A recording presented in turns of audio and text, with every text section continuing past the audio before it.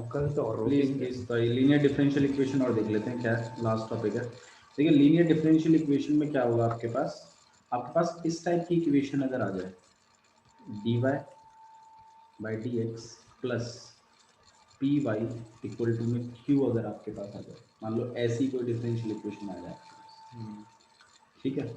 अच्छा जी, तो अगर आपके पास ऐसी इक्वेशन आ गई है तो उस ऐसी इक्वेशन को हम क्या कहते हैं, लीनियर डिफरेंशियल इक्वेशन। अब इसमें p और जो q होते हैं ये क्या होते हैं, ये या तो कांस्टेंट होंगे या तो वेरिएबल्स होंगे, या तो ये कांस्टेंट होंगे, और या तो ये आपके पास फंक्शन ऑफ x होंगे, या तो ये किसके फंक्शन होंगे, x के। ठीक है, मतलब अगर आपके पास ऐसा कोई क्वेश्चन आ जाए जिसमें आपके पास dy by d x plus कोई फंक्शन, आसान लग रहा है। हाँ आसान है, डोंट वरी, इसमें ऐसा कुछ तगड़ी बात नहीं है, नॉर्मल चीज़, बस देख लीजिए खाली ये कैसे हो गया। ठीक है, अगर आपके पास ऐसा कुछ आ जाए, ठीक है, जैसे मैं आपको एक एग्जांपल लेके दिखा देता हूँ। देखो एक एग्जांपल, मान लो इस तरीके की equation dy by d x और प्लस में x इक्वल टू में क्रॉस वाई, ठीक है, इसको ऐसे कर लेते हैं dy बाई डी एक्स और प्लस में आपके पास y इक्वल टू में 5x ऐसे। तो ये जो इक्वेशन है आपके पास कौन सी है, लीनियर डिफरेंशियल इक्वेशन है। आप कंपेयर करके देखो इसके साथ तो आपको समझ में आएगा, p की जगह क्या चल रहा है, 1 और q की जगह क्या चल रहा है आपके पास, 5x। तो मैंने बताया था ना, ये p और q क्या हो सकते हैं आपके पास, फंक्शन ऑफ x और या तो कांस्टेंट, अगर ऐसे होते हैं आपके पास, ठीक है। या फिर एक और क्वेश्चन देखिए, ऐसा dy by d x plus में y इक्वल टू में साइन x, ये भी आपके पास क्या है, लीनियर डिफरेंशियल इक्वेशन है, ठीक है। तो या तो आपकी इक्वेशन इस टाइप की होगी, या तो आपकी इक्वेशन कैसी होगी, लीनियर डिफरेंशियल इक्वेशन ऐसे टाइप की, ओके, ठीक है। दो ही टाइप की होती हैं, एक तो आपके पास dy by d x plus में पी वाई इक्वल टू में q, और जहां पर p और q क्या होंगे आपके पास, कांस्टेंट, या तो ये कांस्टेंट होंगे और या तो क्या होंगे, ये फंक्शन ऑफ x। एक ये टाइप है लीनियर डिफरेंशियल इक्वेशन का। एक आपके पास कौन से टाइप की लीनियर डिफरेंशियल इक्वेशन है, एक इस टाइप की है भाई, डी एक्स अपॉन में डी वाई प्लस में, भाई ध्यान रखिएगा यहाँ जब y है तो यहाँ पर आप y लिखते हो, तो यहाँ x चल रहा है तो यहाँ पर x लिखेंगे, ठीक है। इसके साथ भी आपका p1 और q1 चलेगा, लेकिन यहाँ पर p1 और q1 क्या है, या तो ये कांस्टेंट है, या तो ये f ऑफ y है, और या तो ये फंक्शन ऑफ y। मतलब दो ही टाइप है आपके पास लीनियर डिफरेंशियल इक्वेशन की, या तो इस टाइप की इक्वेशन होगी और या तो इस टाइप की इक्वेशन होगी। लास्ट में आपको बताऊंगा, क्योंकि ना आपके पास ऐसा क्वेश्चन आएगा कि एक इक्वेशन दे रखेगी, बोलेगा सॉल्व कर लो इसको, सॉल्व द डिफरेंशियल इक्वेशन। अब आपको ये बात समझनी है कि होमोजेनियस वाले से होगा या फिर लीनियर डिफरेंशियल इक्वेशन से होगा, कैसे होगा, दो ही टाइप है, ठीक है, या फिर वेरिएबल सेपरेबल मेथड से होगा, तीन टाइप है। वेरिएबल सेपरेबल में कट गया, वेरिएबल सेपरेबल कट गया, वेरिएबल कहाँ कट गया, वेरिएबल सेपरेबल, और या तो आपके पास होमोजेनियस और या तो आपके पास लीनियर डिफरेंशियल इक्वेशन, इन तीन में से किसी एक से सॉल्व होगा क्वेश्चन। अब मैं आपको बता दूंगा कैसे क्या होगा, कैसे पता चलेगा किससे, हाँ कैसे पता चलेगा आपको कि कैसे करना है, कि कौन से वाले से करना है। अगर कोई इक्वेशन अगर इस पैटर्न में बैठ जाती है, अच्छा, या इस पैटर्न में बैठ जाती है, तो आपको समझना है कि वो लीनियर डिफरेंशियल इक्वेशन है। अच्छा जी, अब इन्हें सॉल्व कैसे करते हैं, मेन मुद्दा यहाँ पर यही आता है। देखो सबसे पहले आपने क्या करना है, इसके अंदर कुछ स्टेप्स हैं, इसके अंदर स्टेप्स यहाँ पर ये है कि आपने एक इंटीग्रेटिंग फैक्टर निकालना है। क्या निकालना है, इंटीग्रेटिंग फैक्टर, ठीक है। पेज नंबर 409 पे भी आप देख सकते हो किताब में, ठीक है, स्टेप्स लिखे हुए हैं, उसको हम फॉलो करेंगे। तो हमें सबसे पहले क्या निकालना है, इंटीग्रेटिंग फैक्टर। अब इंटीग्रेटिंग फैक्टर कैसे निकालते हैं, इंटीग्रेटिंग फैक्टर निकालते हैं, इसके लिए बता रहा हूँ मैं, इसके लिए, ठीक है। तो इंटीग्रेटिंग फैक्टर हम लोग कैसे निकालते हैं, हम लोग e की पावर इंटीग्रेट करते हैं p ऑफ dx की, ठीक है, मतलब इंटीग्रेटिंग फैक्टर हमारा ये होता है e की पावर इंटीग्रेशन ऑफ p इधर p क्या है? dx। p आपका ये है ना, या तो कांस्टेंट होगा या तो फंक्शन ऑफ x होगा। मैं क्वेश्चन भी करके दिखाऊंगा, क्वेश्चन का आंसर।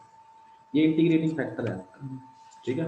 इंटीग्रेटिंग फैक्टर जैसे ही आपको पता चल जाए फिर तो बस डायरेक्ट सॉल्यूशन लिख देना है। सॉल्यूशन क्या होता है, y, ये जनरल सॉल्यूशन है, ध्यान रखिएगा, y i general solution, y multiply integrating factor equal to में इंटीग्रेशन करना पड़ेगा आपको पहले, q मल्टीप्लाइड बाय में इंटीग्रेटिंग फैक्टर dx और फिर प्लस में, मतलब ये जो चीज आएगी ना आपके पास ये जनरल सॉल्यूशन होगा। और आपको बोलेगा ना सॉल्व करने के लिए, तो बस आपने ये फॉर्मेट दे देना, ये इस चीज को लिख देना और इंटीग्रेशन कर देना है। आंसर समझ में आ जाएगा, यही आंसर। इंटीग्रेटिंग फैक्टर ये ना e की power integration p of dx। मैं क्वेश्चन करवाता हूँ, क्वेश्चन से माइंड आपको ज्यादा अच्छे समझ में आएगा। देखो जैसे मान लो एक आपके पास इक्वेशन ऐसी है, जैसे यहाँ पे dy बाय dx प्लस में y equal to sine x, ठीक है। अच्छा जी, अब अगर मैं इसे कंपेयर करूं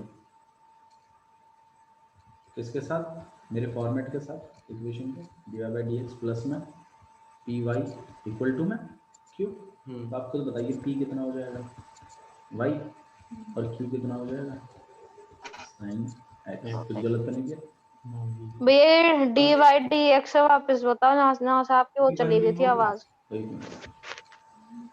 ये वाला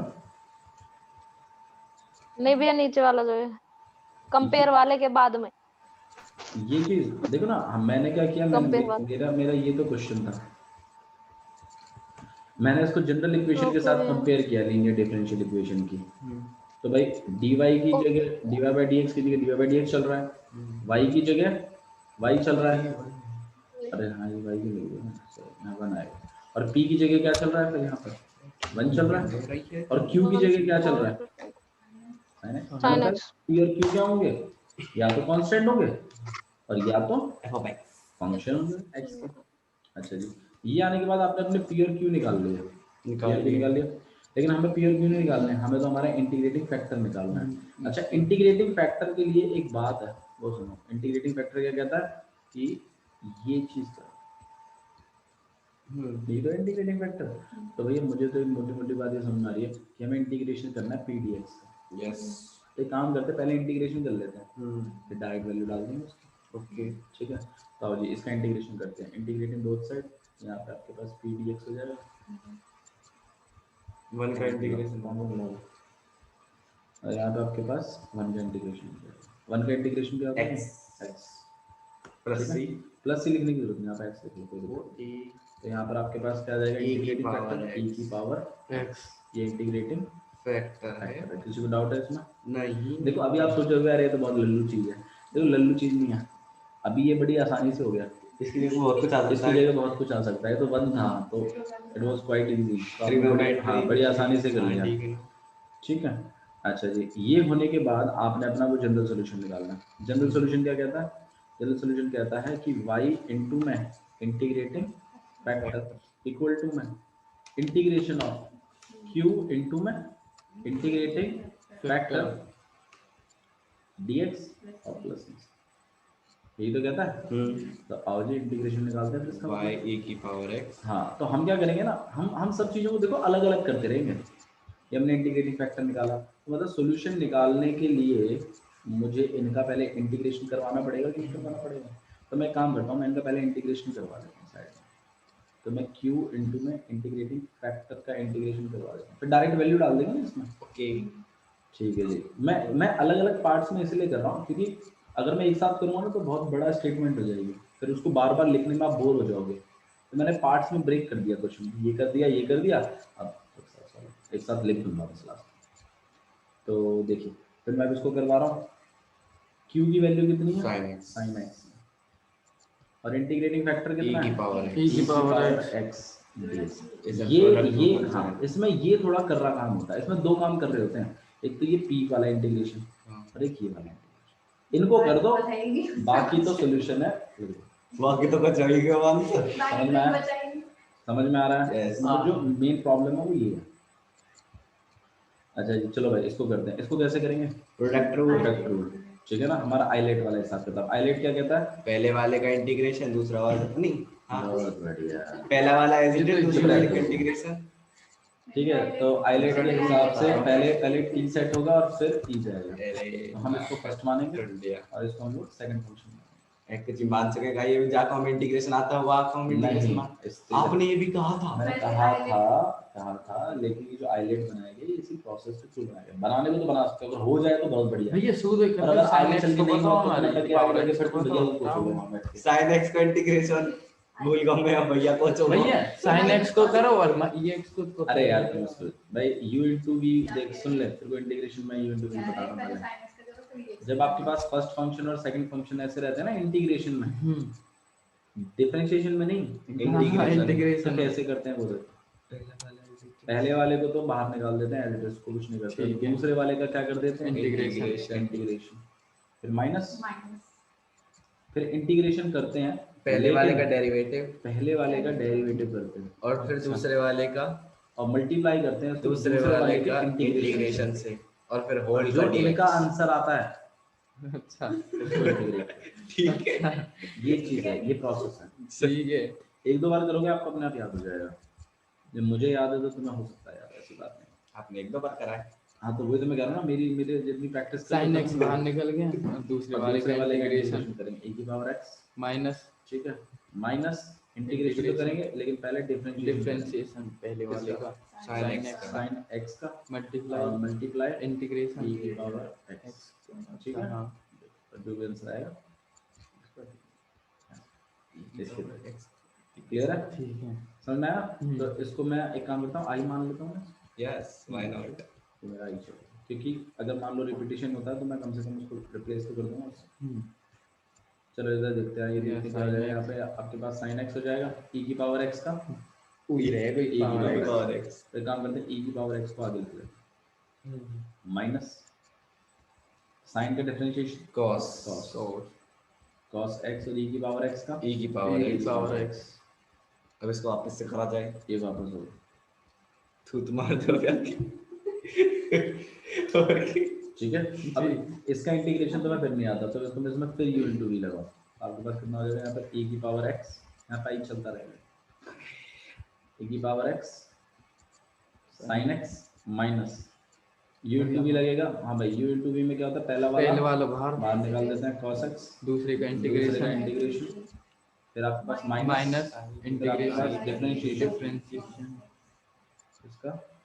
अच्छा तुमने डिफरेंशिएशन किया था ना, माइनस करने पर और आपके पास मल्टीप्लाई बाय में इंटीग्रेशन ऑफ e की पावर x, और जो भी आंसर आएगा उसका, ठीक है। ठीक, तो आपके पास यहाँ पर आई, यहाँ पे e की पावर x sin x। अच्छा यार याद करो e की पावर x sin x हमारा i है, नहीं हमारा ही नहीं, वो इंटीग्रेशन है। अच्छा पढ़ पड़ेगा बकवास सर। माइनस, और यहाँ पर आपके पास क्या देगा e की पावर x cos x, या माइनस sin x, आपके पास आएगा माइनस, तो माइनस प्लस sin x, यहाँ पर आपके पास sin x और e की पावर x और फिर dx। इसको हम i लिख सकते हैं भाई इस ये जो आपके पास पूरा इंटीग्रेशन है यार, ये यही बात तो है। yes। हाँ तो इसके लिए हम क्या करवा देते हैं, आई लिखवा देते हैं। हमारे पास आ जाएगा आई इक्वल टू में e की power x sin x minus sin x minus e की power x cos x cos x plus i। और प्लस में आई, अब i को माइनस उधर ले बोल गए, देंगे, तो e की power x sin x minus minus e की power x cos x minus i, i, इधर ले गए 2i, इस आई को बना देंगे यहाँ पे ले जाके 2i is equal to e इनमें से e की पावर x को कॉमन निकाल लेंगे, sin x minus cos x minus cos x, और यहाँ पे आपके पास आई आ जाएगा, और ये अपन 2 में भेज दिया e की power x upon 2 sin x minus cos x minus cos, सही है। ये आपका ये चीज है, इस चीज की जगह तुम इस बात को लिख सकते हो। तो हम हमारे सॉल्यूशन में आ रहे हैं वापस से। मतलब आसान है थोड़ी वाई सोच। नहीं यार, कहाँ मुश्किल है यार, तुम ऐसी बातें कर रहे हो यार। थप्पड़ बढ़िया बकवास मिलते हैं मेरे सामने। ठीक है, यहाँ पे देखो इंटीग्रेटिंग फैक्टर ने पहले निकाल लिया था e की पावर x है, तो इसकी जगह हम e e की की पावर पावर x x लिखेंगे। इज इक्वल टू और ये चीज हमने अभी अभी सॉल्व करी थी, e की पावर जिसमें x e की power x upon 2 sin x minus cos x sin x minus cos x cos x उल्टा कर दिया शायद हमने। cos x माइनस हाँ sin x minus cos x equal to, पुत्रे और यहाँ पर आपके पास क्या आ गया plus c। This is logic answer समझ तो में आ देखो। रहा है। अरे यार मुझे क्या पता आंसर क्या है इसका। ठीक ये हमें एंड काम है ये इसका। यू क्वेश्चन ही ना हो। नहीं ये था ना, उन्होंने सॉल्व नहीं किया इसको। ये हाँ, तो क्वेश्चन ये ही ना हो। खर्च हो गए या इन आज मत पढ़ो। लेकिन cos x का है ना, ये मिनट देख लो। वापस देख लेंगे क्यों मर रहा है इतना, 2-3 सवाल हाँ करेंगे। यही है सही एक आंसर। बार भैया शुरू के फॉर्मेट बता दो ये कि या तो है। ऊपर फॉर्मेट है। ठीक है, इन्होंने, मैं बताता हूँ, इन्होंने ज़्यादा से ज़्यादा एक काम किया है कि e की पावर x को कॉमन निकाला है, ठीक है, या e की पावर x से डिवाइड कर दिया है, ओह, काटा पीटी वाह। कर दिया है, ये काम भी किया है, बट ठीक है चल जाएगा, कोई दिक्कत नहीं। c के साथ कुछ मल्टीप्लाई है तो कौन? e की पावर माइनस एक्स, यहाँ cos x है भाई, इसके देखो cos x और ये -1 है। चेंज हुआ। ठीक है, समझ में आया आप लोगों को ये? नहीं आया? आ गया। बताओ मुश्किल है? नो बिल्कुल भी हाँ मुश्किल, भैया आ गया। हाँ बिल्कुल भी मुश्किल नहीं है। ठीक है, तो ये टाइप है लीनियर डिफरेंशियल इक्वेशन का, ये dy बाई dx वाला टाइप है। एक मैं आपको dx अपॉन dy वाला और करवा के दिखाता हूँ, ठीक है, उसके बाद तो सिर्फ क्वेश्चंस इसको तो करने हम भी हैं। कर सकते हैं। हाँ वैसे आप कर सकते हैं, आप किताब को अपनी अपने साथ लेके बैठो और ट्राई करो। आओ चलो। भैया अब यहाँ 1 है, 1 की जगह कोई ऐसा हाँ, इंटीग्रेशन डाल दे हाँ जी बिल्कुल सही है, दूर दूर तक ना तो 1 की जगह अगर वो कुछ ऐसा डाल दें तो आपको सॉल्व करना है। देखो आंसर जहाँ तक हो जाए। सुनो मेरी बात, आपने पहली बात तो गलती नहीं करनी है, मेरी बात सुनो, आंसर माइंड भी ऐसा हो सकता है आपका पीछे से मैच ना हो, माइंड थोड़ा बहुत मैच हो रहा हो, लेकिन ऐसा नहीं है कि एग्जैक्ट मैच ना हो, क्योंकि ये बात हम समझते हैं कि लेकिन आप पहुंचो तो सही वहां तक, उसके नंबर नहीं कटेंगे, डिफरेंशियल इक्वेशन में आंसर के नंबर नहीं कटते, लेकिन प्रोसीजर तो करो, स्टेप बाय स्टेप स्टेप्स के नंबर होते हैं। हाँ जी, तो अगर आप लास्ट वाले स्टेप तक पहुंचे हैं तो ऑब्वियस सी बात है यू विल गेट द पूरा। तभी मैं कह रहा हूँ ये चैप्टर बड़ा आसान है, इसे छोड़ो मत, ठीक है, इसमें एग्जैक्ट आंसर मैच कराने की कोई आवश्यकता नहीं है। अच्छा जी, जो आपके पास सेकंड टाइप था उसके बारे में बात कर लेते हैं, जिसमें dx अपॉन में dy और प्लस में p1 के साथ क्या चलता है x, और यहाँ पे q1, और यहाँ पे p1 और q1 या तो कांस्टेंट होते हैं और या तो ये फंक्शन ऑफ y होता है। इन बातों को लिख लो कहीं पर, ठीक है, काम आएगा आपके। अच्छा जी, और इसका जो आपके पास सॉल्यूशन रहता है, ऑब्वियस सी बात है हम लोग dx अपॉन dy कर रहे हैं, तो जो सॉल्यूशन होगा वो x की टर्म्स में होगा, तो x मल्टीप्लाई बाय में integrating factor is equal to और इक्वल टू q1 में q1 if integrating factor plus c dy है ना, और प्लस का हाँ इंटीग्रेटिंग फैक्टर जो होगा वो क्या होगा, इंटीग्रेटिंग फैक्टर आपके पास होगा e की पावर इंटीग्रेशन p1 dy समझ में आ रहा है ना, उल्टा हो गया बिल्कुल उसका। यस ठीक है, मैं आपको पहला वाला लिखा के दिखाऊं यहाँ पे साइड में, पहला वाला लिख देते हैं ताकि आप कंपेयर कर पाए। ओके dy अपॉन dx था प्लस में p p y y था इज इक्वल और to equal to q q if integrating factor आपका क्या बन रहा है e e की power integration p dx p dx। ठीक है, यहाँ पे p और q किसके फंक्शंस होते हैं, कांस्टेंट या f f of of x होते x के। हैं और या तो कांस्टेंट होते हैं। चलिए ठीक है, अच्छा जी, और आपके पास जो सॉल्यूशन आता है, जो जनरल सॉल्यूशन होता है वो किस फॉर्मेट का होता है, y multiply integrating factor integration q into में इंटीग्रेटिंग फैक्टर dx और प्लस में c we can complete. Logic समझ में आ रहा है सबका, किसी को तकलीफ है तो बताइए। ठीक है, कोई प्रॉब्लम तो नहीं है, चलता प्रॉब्लम नहीं है। ठीक है ना। देखो मैं आपको थोड़ा सा याद रखने में मदद करवाता हूँ, अगर यहाँ dy बाई dx चल रहा है तो ध्यान रखिए यहाँ पे y लिखा जाएगा, अगर यहाँ dx अपॉन dy चल रहा है तो इसके साथ x लिखा जाता है। ठीक है। Yeah. अच्छा जी, नेक्स्ट चीज, ये जो आपके पास दूसरी बातें होती हैं, ये दो फंक्शन होते हैं, ये उल्टे होते हैं, मतलब एक्स चल रहा है तो वाई के फंक्शन होंगे, वाई चल रहा है तो एक्स के फंक्शन होंगे। जैसे यहाँ पर देखो वाई चल रहा है तो यार ये किसके फंक्शन हो जाते हैं ऑटोमेटिकली, एक्स। क्वेश्चन करने के लिए राइट है। ठीक है, एक क्वेश्चन करें, एक क्वेश्चन करते हैं। क्वेश्चन है आपके पास, देखिए ऐसा लिखा हुआ है, क्वेश्चन बोला गया आपको x dy by dx plus 2y equal to में x स्क्वायर। अच्छा एक चीज और मैं आपको भी बता ही देता हूँ, चलो सुन इससे लो, कुछ मतलब भी नहीं अरे होगी। मेरी बात सुनो, मेरी बात लाना पड़ेगा ना फॉर्मूला भाई, कहाँ? लाना पड़ेगा वो dy बाय dx वाला ऐसे करके फॉर्मेट में लाना पड़ेगा। मतलब उसके संग मल्टीप्लाई में हो तो उसको उसमें ही कुछ लाना करो, है कुछ करो कि वो ये x का जुगाड़ करो हाँ कुछ। हाँ हाँ, इतना इजी नहीं होगा, थोड़ा सा काम करना पड़ेगा। अब सुनो मेरी बात, अब देखो मैं तुम्हें होमोजीनियस और लीनियर का भी बता देता हूँ। फर्क ये है, देखो वेरिएबल सेपरेबल मेथड में तो वो चीजें होती हैं जिनमें आप वेरिएबल्स को सेपरेट कर पाओ, ठीक है, पहली बात। होमोजीनियस में क्या होता है कि भाई जैसे डिग्री देखो, यहाँ डिग्री क्या चल रही है, 2, तो यहाँ पर भी जो वेरिएबल होगा ना उसकी डिग्री भी 2, और यहाँ पर जो वेरिएबल उसकी डिग्री 2। लेकिन ऐसा होगा ही नहीं। होमोजीनियस में बता रहा हूँ, और वो डेरिवेटिव होता है। ओ यहाँ वेरिएबल्स की पावर की बात कर रहा हूँ, तो वेरिएबल्स की जो पावर होगी वो सेम होगी, किसमें, होमोजीनियस के क्वेश्चंस में। मतलब अगर सेम है ना तो आपको समझ जाना है कि वो होमोजीनियस है, पहली बात। दूसरी चीज, कोई कांस्टेंट नहीं होंगे उसमें, मतलब +3 ऐसे करके कुछ नहीं होगा होमोजीनियस में कुछ नहीं होता, इसमें भी नहीं। सिर्फ वेरिएबल्स होते हैं। तो अगर ऐसा कुछ है कि भाई सेम चीज है तो आप उसको एक बार होमोजीनियस चेक करके देखिए करके समझ जाइए कि वैसा अगर हो जाता तो बहुत बढ़िया, ठीक है। बट लीनियर में ऐसा कुछ रहता है, लीनियर का फॉर्मेट मैं आपको बता चुका हूँ, जिस फंक्शन मतलब जिस इक्वेशन को अगर आप ऐसे लिख पाओ कि भाई y मल्टीप्लाई बाय 2 ऐसे फॉर्मेट में ले आओ तो लीनियर, और आपको जो क्वेश्चन आएगा वो लीनियर का, होमोजीनियस का नहीं। तो आपने ये चीज सीखनी है, हाँ सच में यही टाइप यही क्वेश्चन आएंगे।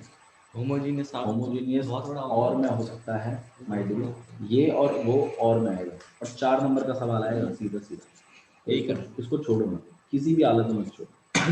2-3 स्टेप है वो स्टेप कर दो, मैं छोड़ दूँ भाई कुछ नहीं तो 4 में से 3 तो तुम ले ही जाओगे, सही बात। छोड़ना नहीं, ठीक है। तो आइए इसको पैटर्न में बैठाते हैं। तो भाई एक नंबर छूट गया 100 में से 99 वाले। हे भगवान, ठीक है। तो इसको इस पैटर्न में बैठाने की कोशिश कर रहे हैं, प्लस प्लस और ये वीडियो वाला ये ऐसा मिस्टेक हो गई, ये ऐसा है, ठीक है। तो आइए क्वेश्चन बनाते हैं।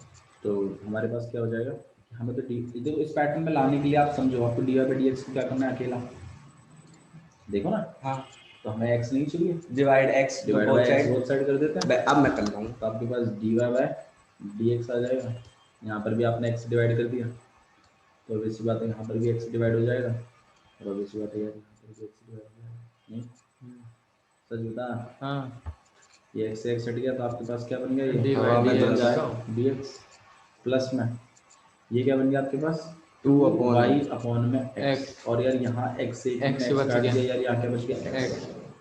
अब मुझे एक बात बताओ, तुम इसको इससे कंपेयर करो, इधर देखो कृष्णा, मैं जो समझा रहा हूँ वो समझोगे नहीं, फिर आप रोगे बाद में। अब मुझे कंपेयर करके बताओ, इसमें ये रहा y, ये रहा p की वैल्यू तो 2 अपॉन x हो जाएगी। बहुत बढ़िया। तो p की वैल्यू कितनी आ गई, 2 बाय अपॉन x। x, ये पूछ रहा था आपको।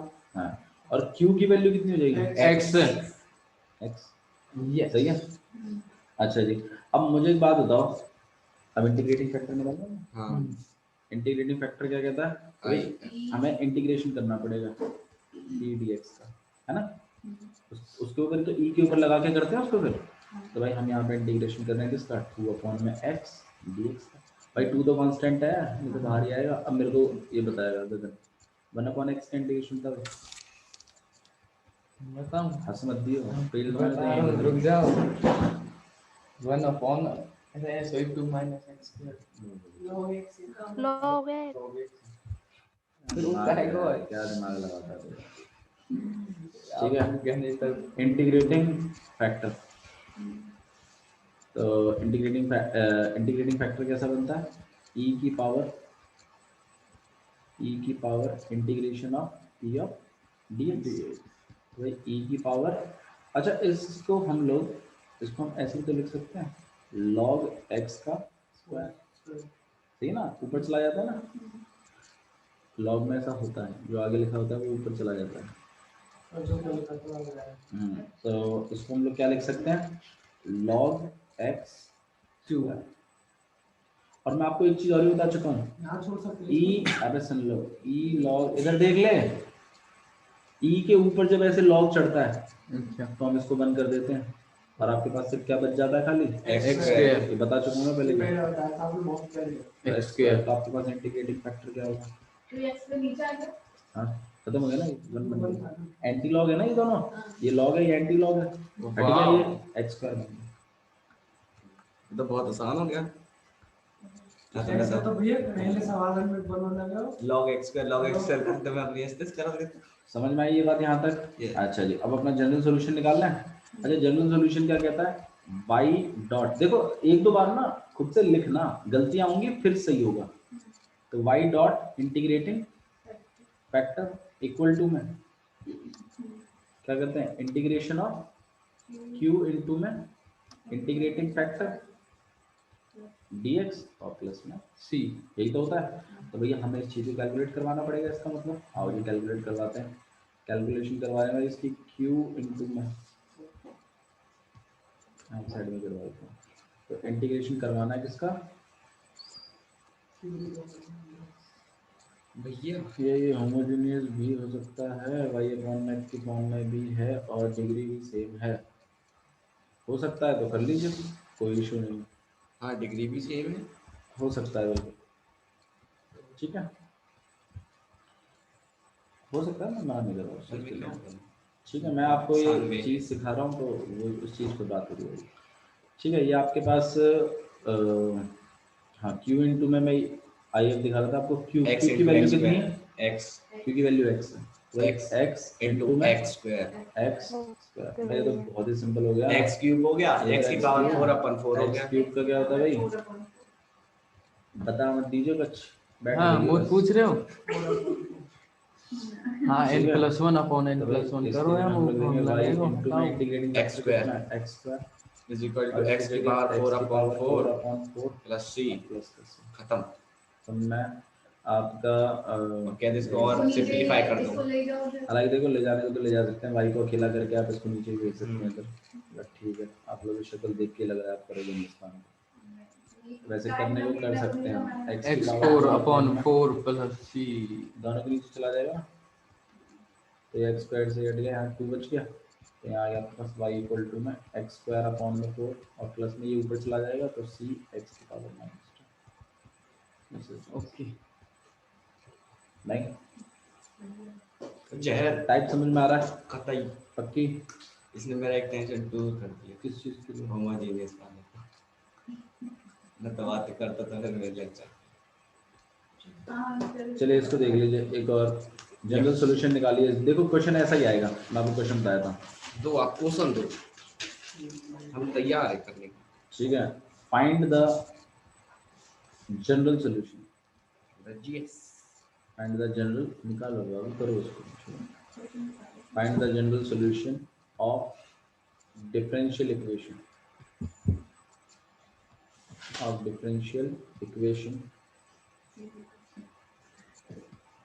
y dx minus x plus में 2y square dy equal to 0। मैं आपको ये बिल्कुल मना नहीं कर रहा कि वेरिएबल सेपरेबल से या होमोजेनियस से इन सब से नहीं हो सकती, ठीक है, माइट भी हो जाए और माइट भी ना हो, ठीक है, बट अभी हम लीनियर सीख रहे हैं तो फिलहाल हम लीनियर सीख रहे हैं, ठीक है। तो चलिए स्टार्ट, जैसे मैंने आपको बताया था, या तो ऐसा फॉर्मेट बनाओ dy/dx plus yp equal to q, ऐसा फॉर्मेट बनाओ, और या तो ऐसा बनाओ dx/dy plus p1x equal to q, ऐसा ठीक है, यही दो टाइप है मेरे ख्याल से। इन्हें तो बस किसी एक टाइप में लेके आओ। इसको पल्ली तरफ ले चलो बेशक से, तुम्हें ज़्यादा दिक्कत हो रही है तो y d x is equal to x plus में 2y स्क्वायर और यहाँ पे divide both side dy। By dx। ठीक है, है भैया, divide both side by dx।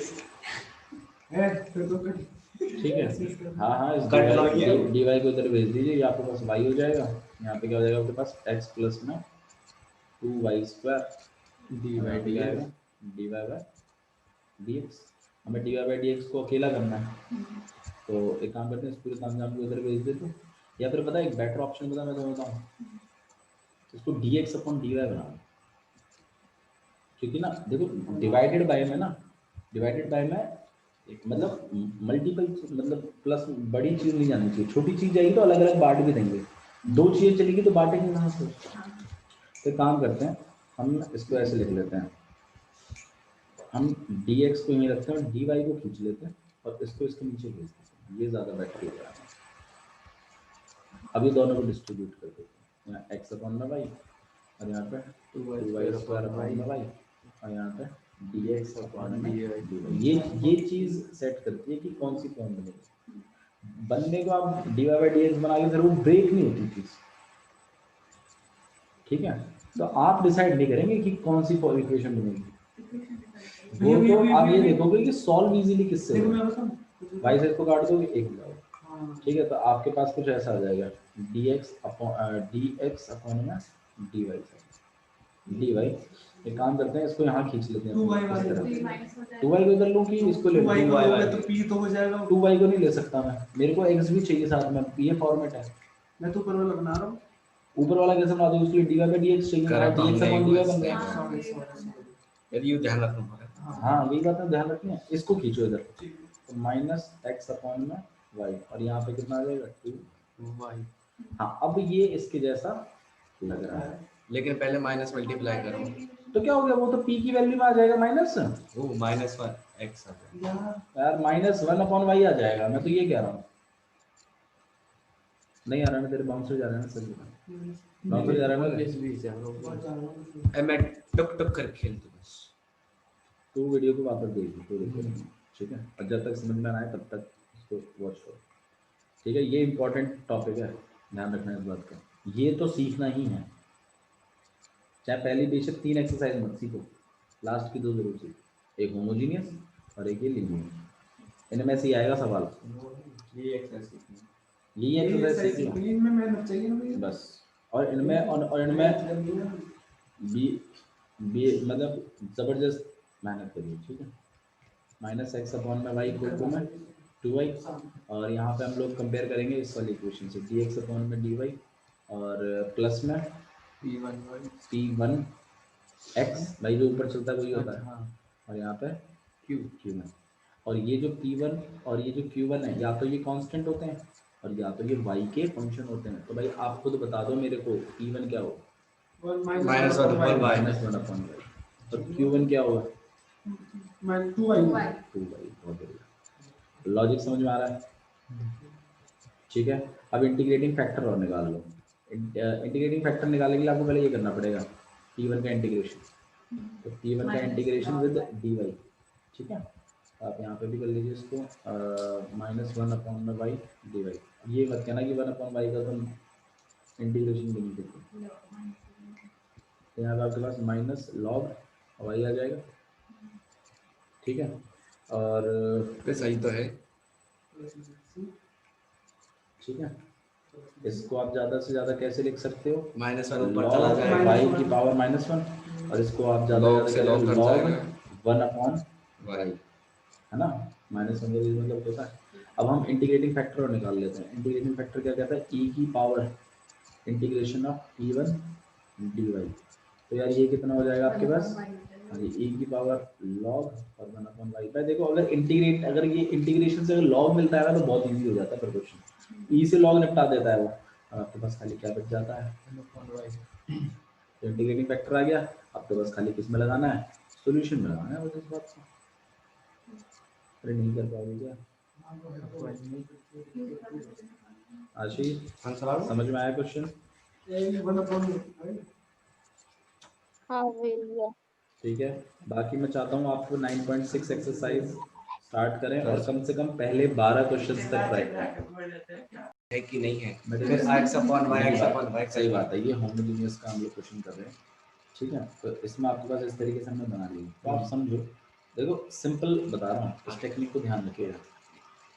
मैंने आपसे कहा था पहले y अपॉन x बना के लिखो, लेकिन अगर मान लो आप बोलो नहीं भैया बहुत कंफ्यूजिंग होता है x upon y, ठीक है, तो आप एक काम कर लो, आप वो dy/dx चल रहा है ना, तो y की वैल्यू लेट लो dx और इसको पुट भी कर दो इसमें, ये काम। और इसमें हाँ, इसके बाद फिर हम क्या करते थे, डिफरेंशिएट करते थे इसको, तो यहाँ पे dy/dx और v की वैल्यू तो फिर हम पहले वाले का डेरिवेटिव मतलब dv/dx, दूसरा वाला As it as is. it is plus पहला वाला as it is और दूसरे वाले का डेरिवेटिव। वो हट अब जाएगा। इसकी जगह वो हाँ, पुट कर फिर दो, हम क्या इसकी करते जगह वो थे, पुट इसको और इसको रिप्लेस कर दो। पुट करते थे ना इनमें, और यही तो सीखा था होमोजेनियस में। यस, तो dy/dx की जगह हम लोग क्या लिखते थे, dv/में dx dx इनटू में x और प्लस प्लस v। में v, और इनमें क्या चलता था आपके पास x स्क्वायर और यहाँ पे v स्क्वायर x स्क्वायर और नीचे में x स्क्वायर और प्लस में x इनटू में v into x। तो x तो ऊपर में भी x स्क्वायर कॉमन है, नीचे में भी x स्क्वायर तो यहाँ पे 1 प्लस में v स्क्वायर, और ऐसे x स्क्वायर यहाँ पर भी कॉमन है, यहाँ पे 1 प्लस में भी x स्क्वायर से x स्क्वायर कट गया, और यहाँ पे dv/में dx इनटू में x प्लस में v। इसमें से फिर हम लोग क्या करते थे, वेरिएबल सेपरेबल मेथड लगा देते थे और फिर क्या कर देते थे, इंटीग्रेट करते थे। ये काम आपने करना है। तो जो चीज़ मैंने चेंज करवाई है वो सिर्फ खाली इतनी है, या चेंज करने का मतलब सिंपल है, वैसे भी करोगे तो हो जाएगा, ऐसे करोगे तो हो जाएगा काम। इसमें जो मैं आपसे पहले y/x बनवाता था ना, वो बनाने की जरूरत नहीं है। आप डायरेक्टली पुट कर दीजिए, कोई दिक्कत नहीं है, ठीक है भैया। और उसको सॉल्व कर दीजिए, ओके। ठीक है। अब सिर्फ और सिर्फ प्रैक्टिस की, मैं तुम्हें फिर कह रहा हूँ, प्रैक्टिस करो। 9.5 9.46 और इनमें से ही क्वेश्चन, ठीक है। पहले जैसे 9.5 में पहले 10 क्वेश्चन निपटाओ और 9.6 में पहले 12 क्वेश्चन निपटाओ, उसके बाद उसके अगले क्वेश्चनों को देखो, फिर पर्टिकुलर सॉल्यूशन आ जाएंगे उनमें। फिर जो जनरल सॉल्यूशन आपका निकलेगा ना, उसमें एक्स वाई की वैल्यू तुम्हें देगा, कंडीशन देगा, उसमें डाल दो एक्स वाई की वैल्यू और सी निकाल लो, और सी निकाल कर वापस जनरल सॉल्यूशन में डाल दो तो पर्टिकुलर सॉल्यूशन निकल जाता है, ठीक है। तो मैं चाहता हूँ आप इस डिफरेंशियल इक्वेशन को 9.6 को यहाँ पे खत्म करो, ठीक है। और साथ साथ में जैसे एक दो क्वेश्चंस मैं कराता रहूँगा, जैसे मान लो अब मैं 3D शुरू करूँगा तो मैं एक दो क्वेश्चन डिफरेंशियल के कराता रहूँगा ताकि आपका टच खत्म ना हो जाए। सही बात है। बाबू देखो कितने दिन का चैप्टर है वो बात नहीं, ऐसे तो डिफरेंशियल मेरे ख्याल से 5 दिन का चैप्टर था, बट हमें बहुत टाइम लग गया ना, 2 हफ्ते लग गए, बट हमने वो जो कवर अप किया है मामला 1.5 हफ्ता से लग गया मुझे, और हमने जो ये कवर अप किया है मामला, इसको हिट बनाना है और ये बनेगा प्रैक्टिस, ठीक है। तो क्योंकि मेरे ख्याल से 8 लेक्चर हो गए, 9वां लेक्चर अभी डला है, मार्च डलेगा, ठीक है। तो बाकी आप और देखिए उसको और आगे अभी हम फिर स्टार्टिंग से एक बार लेक्चर फिर रिकॉल कर लेंगे। ठीक है, चलिए that's all for today, thank you.